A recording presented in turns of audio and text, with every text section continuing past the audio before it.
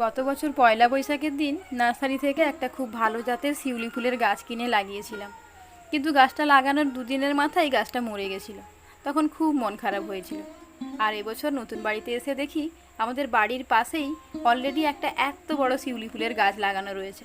প্রথমে গাছটা বেড়ার বাইরে ছিল, তখন দূর থেকে দেখে মনে হয়েছিল যে গাছটাতে মনে হয় কখনোই ফুল হবে না, কিন্তু কাছে এসে দেখলাম এই ভরা গরমের মধ্যে এতগুলো ফুল ফুটেছে। এটা দেখে বেশ মনটা ভালো হয়ে গেল।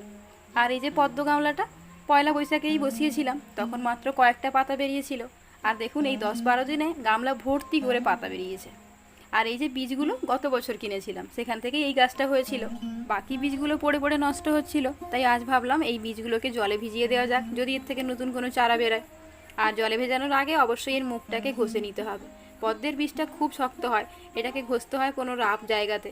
তো দেখা যাক এর থেকে চারা বেরোয় কিনা। এরপর সন্ধ্যাবেলা গেছিলাম আমার জন্য তোড়া কিনতে।